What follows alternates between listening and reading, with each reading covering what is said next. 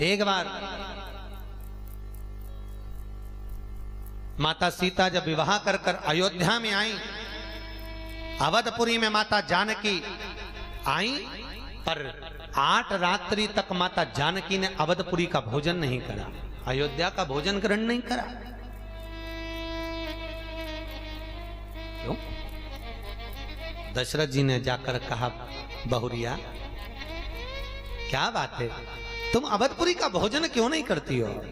बहू कहती है, नहीं पिताजी मुझे भोजन नहीं करना है। क्यों, कुछ दिक्कत है क्या? नहीं नहीं। इतने में कौशल्या मैया ने आकर कहा, बहू क्या बात है, तुम अयोध्या का भोजन क्यों नहीं कर रही हो, अवधपुरी का भोजन क्यों ग्रहण नहीं कर रही हो? नहीं माँ कोई बात नहीं। पानी क्यों नहीं पीती तुम अयोध्या का, 8 दिन हो गए। नहीं कहा। सुमित्रा माँ को भी कुछ नहीं कहा, पर कैकई माता जब आई और माता कैकई ने आकर पूछा, बहू ऐसी क्या बात है जो तुम अयोध्या का भोजन नहीं करती हो, अवधपुरी का पानी नहीं पीती हो, ऐसा क्या हो गया? आज तुम्हें 9 दिन हो गए, ना तो तुमने अयोध्या का पानी पिया ना भोजन किया, आखिर बात क्या है? तब माता सीता ने कहा, माँ मेरे पिता जनक जी कहते हैं, और जनक जी कोई साधारण नहीं थे, संतों के भी संत जनक महाराज थे। माँ मेरे पिता जनक जी कहते हैं, जिस घर में भांजे की हत्या हुई हो उस घर का ना तो पानी पिया जाता है ना भोजन किया जाता है। कैकई ने कानों पर हाथ रख लिया, कैसी बात कहती है, तो इस अवधपुरी में किसने भांजे की हत्या कर दी? माता सीता ने कहा, मेरे ससुर दशरथ भांजे के हत्यारे। अग्नि की तरह बात पूरी अवधपुरी की ओर फैल गई, और अयोध्या में जब दशरथ जी के कानों में शब्द गया कि मेरी बहू ने मुझे पर भांजे की हत्या का दोष लगाया है, तब दशरथ जी को वो चरित्र याद आ गया। जब पहुंचा सरयू तीर भरन को नीर, विपत्ति का मारा जल भरने गया बेचारा। श्रवण पानी को आया था, वो जल में तुम भी डुबोया था, अरे धोखे से मारा बाण कलेजा फाड़ा, जल भरने गया बेचारा। तब श्रवण कुमार ने शब्द कहा था दशरथ जी को देखकर, मामा जी भेद बता देना, पितु मात को नीर पिला देना, मेरे पांव पड़ी जंजीर हुआ अंधियारा, जल भरने गया बेचारा। तो श्रवण कुमार का शब्द सुना दशरथ जी ने कहा, तूने मुझे मामा कैसे कह दिया? तो इतने में श्रवण कुमार कहते हैं, मामा मेरी माँ से मैं रोज पूछता था, माँ मेरे मामा कैसे लगते हैं? तो मेरी माँ ने कहा था, तेरे मामा के मस्तक पर सूर्य वंश का तिलक है, आपके मस्तक पर तिलक देखा इसलिए आपको मामा कह दिया। ये कंपनी का ट्रेडमार्क है कि कौन सी ब्रांड के हो? क्या? मस्तक का तिलक। 2 चीजें कंपनी की है हमारे पास, एक मस्तक का तिलक, एक गले की माला, तुलसी की माला, रुद्राक्ष की माला, ये कंपनी का ट्रेडमार्क है। जो CFL का बल्ब बेकार हो जाता है बेकार, अगर समय से पहले बेकार हो जाए तो वो कंपनी में वापिस हो जाता है। मस्तक पर तिलक लगा है, गले में तुलसी की माला, रुद्राक्ष की माला तुम्हारे गले में है, अचानक मालूम पड़े अटैक आ गया, शुगर बढ़ गई, ब्लड प्रेशर बढ़ गया, एक्सीडेंट हो गया, और तुम्हारे मुंह से राम नहीं निकला, कृष्ण नहीं निकला, शिव नहीं निकला, मत निकलने दो। अगर तुम्हारे मस्तक पर तिलक लगा है और तुम अचानक मर गए, राम नहीं निकला, कृष्ण नहीं निकला, मत निकलने दो। और मस्तक पर अगर तिलक लगा है, यम के दूत बंदी बनाने आएंगे तो पहचान जाएंगे ये नरक ले जाने वाला जीव नहीं, इसके मस्तक पर कंपनी का मार्क लगा हुआ है, ये तो शंकर के धाम में जाएगा, ये कैलाशपति के धाम में जाएगा। इसलिए मस्तक पर या तो त्रिकुंड खींचो, सत्यम शिवम सुंदरम, ये शिव का है। बिंदी लगाओ, ये माँ जगत जननी की है। नारायण तिलक लगाओ, ये मेरे भगवान श्री कृष्ण कन्हैया का है। त्रिपुंड तिलक लगाओ, खड़ा 2 सफेद एक बीच में लाल, ये मेरे नारायण का। ये कंपनी का मार्क है। कौन सी ब्रांड का है? जाएगा कहां? किसी किसी के मस्तक पर तिलक ही नहीं रहता तो मालूम ही नहीं पड़ता कि दिल्ली मेट तो नहीं है। कंपनी तो दिख ही नहीं रही है कि कौन सी कंपनी का है। कंपनी लिखिए, चाइना का माल दिखता है, कंपनी नजर नहीं आ रही है, विशेष कोई कंपनी तो दिखे। हिंदू धर्म में जन्म लिया है तो मस्तक पर तिलक हो, गले में तुलसी की, अरे बोलो तो माला, रुद्राक्ष माला। क्यों? कभी कभी ऊपर का लेवल मिट भी जाए तो अंदर का लेवल काम आ जाए, कि कंपनी दिख जाए कौन की है। मीराबाई से राणा ने कितना कहा था कि तुलसी की माला छोड़ो मेरी मीरा, तुम पहनो 9 लख हार, मीरा तेरो क्या लागे, अरे क्या लागे री गोपाल, मीरा तेरो क्या लागे।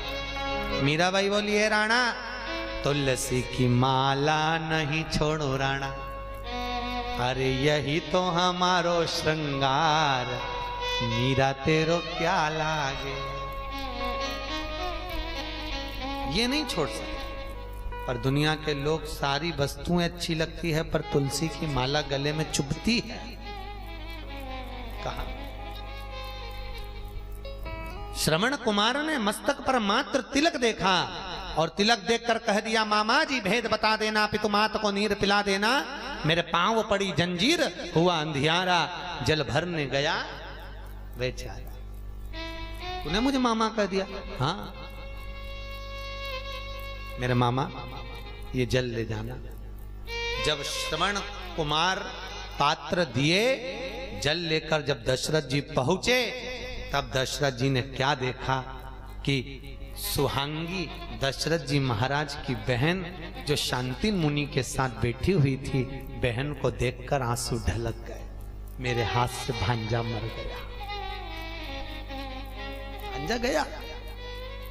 दशरथ जी को याद आ गया, जनक जी ने अपनी बेटी को गलत ज्ञान नहीं दिया, सत्य है भांजा मरा है, पर ये भांजे की हत्या के दोष को मिटाया कैसे जाए। विश्वामित्र जी उस समय पर वहीं विराजे थे।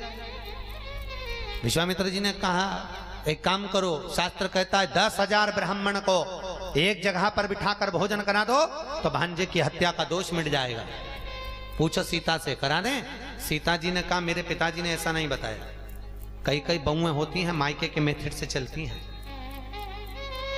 उसको सास बताए कि बेटा तिल्ली का लड्डू ऐसा बनता है, सीरा ऐसा बनता है, तो नहीं बनाएगी, पर मम्मी ने जैसा बताया ना वैसा वो बना ले। उसको इतना ज्ञान होता है कि मेरी माँ ने ऐसा बताया। कई कई अब कहा सीता जी बोली मेरे पिताजी ने ये नहीं बताया कि 10,000 ब्राह्मण को भोजन कराओ तब भांजे की हत्या का दोष मिटेगा। तो दोष मिटेगा कैसे? सीता जी ने कहा मेरे पिताजी ने बताया ऐसा कोई ब्राह्मण जिसने ना कभी किसी के घर में खाया हो, ना पानी पिया हो, ना किसी के मुंह झूठा करा हो, ऐसे ब्राह्मण को भोजन करने बुलाओ तो भांजे की हत्या का दोष मिट जाएगा। अब पूरी अयोध्या में देखा तो ऐसा बामण नहीं मिला। गोरखपुर में है क्या? पूरी अवधपुरी में देखा ऐसा ब्राह्मण, पूरी अवधपुरी के अंदर।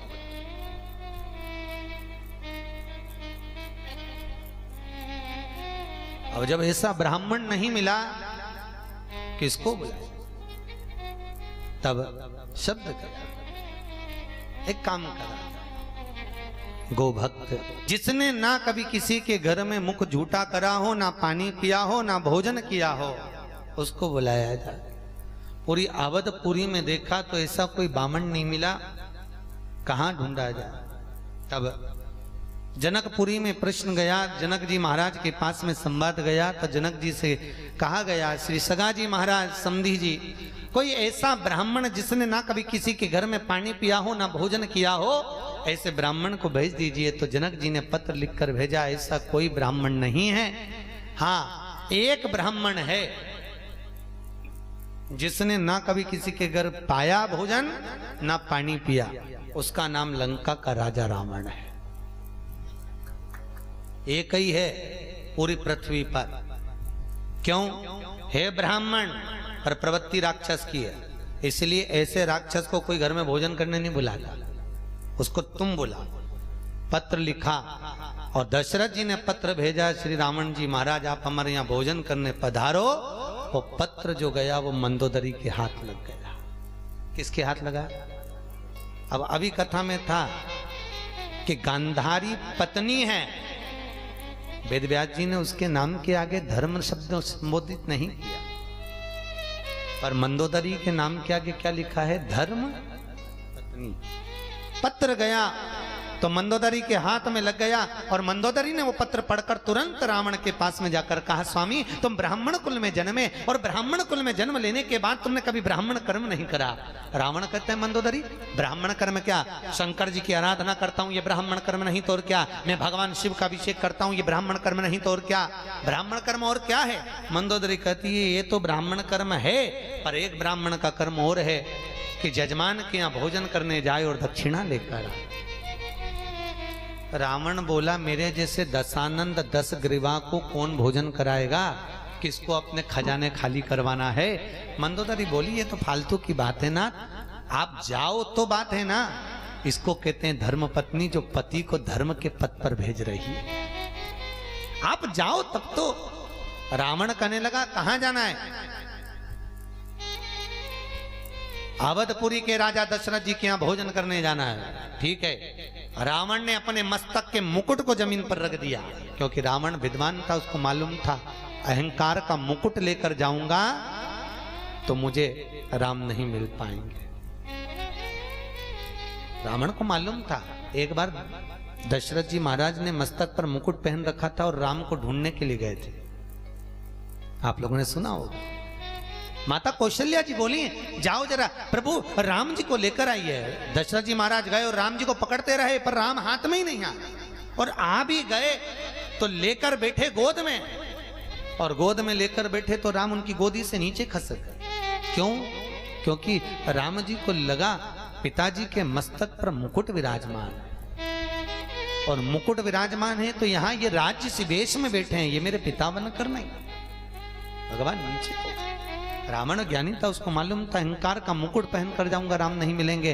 अहंकार में 3 गए, धन वैभव और वंश, ना मानो तो देख लो रावण कौरव और कंस। उतार दिया मुकुट, गए और जाते से सूचना मिली दशरथ जी महाराज को, कोई लंका का रावण आया है, लंकेश आया। दौड़े, दशरथ जी महाराज दौड़ कर गए, और दशरथ जी महाराज ब्राह्मण के चरणों में दौड़ते दौड़ते पहुंचे। ब्राह्मणों का आदर करने वाले दशरथ जी महाराज ने ब्राह्मण के चरण को पखारने के लिए जल बुलवाया, और जब चरण धोने के लिए जल लेकर जब आए, जब चरण पखारने लगे, राम जी ऊपर छज्जे में से देख रहे थे, और राम जी ने छज्जे में से झांक कर देखा, मेरे पिता रावण के चरण धुला रहे हैं। और देखो, जैसे बच्चे देखते हैं वैसे ही करते हैं। एक माता पिता ने अपने बच्चे को सिखाया, सुनो आज शाम को गुरुजी आएंगे, तुम प्रणाम करना हो। बच्चे ने कहा ठीक है प्रणाम करूंगा। शाम को गुरुजी आ गए, पिताजी ने कहा चलो प्रणाम करो। बेटा कहने लगा नहीं करना। अरे प्रणाम कर, अपने गुरुजी हैं, नहीं करना। पिताजी ने 2 थप्पड़ दिए। इतने में माँ आई, बेटा अपने गुरुजी प्रणाम कर, नहीं करना। माँ ने भी 2 थप्पड़ दिया।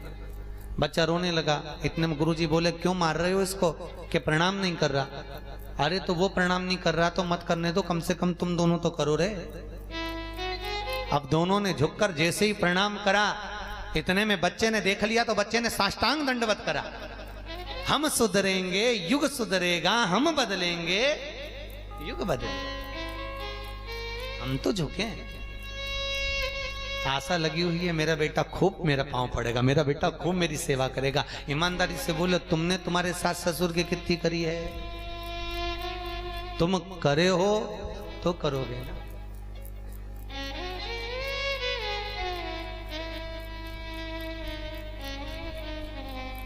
सेवा करो तो लाभ हो। अब यहां सेवा करी ही नहीं है तो लाभ क्या होगा? आज दशरथ जी महाराज ने रावण के चरण पखारे, राम जी ने देख लिया और राम जी ने विचार कर लिया आज मेरे पिता ने चरण पखारे हैं, एक बार मैं भी जरूर पखारूंगा। और जब रामेश्वर धाम की स्थापना हुई, हनुमान जी से कहा गया कोई विद्वान पंडित लाओ। हनुमान जी ने विभीषण से पूछा, विद्वान पंडित कौन मिल सकता है? तो कहा, मेरे भाई लंकेश के बराबर कोई विद्वान नहीं।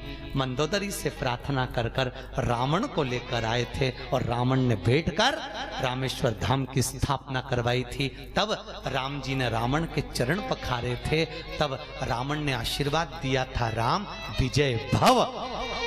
राम को आशीर्वाद दिया विजय भव। तो हनुमान जी ने कोनी मारकर कहा, क्यों रे रावण हार गया? अभी से हार गया?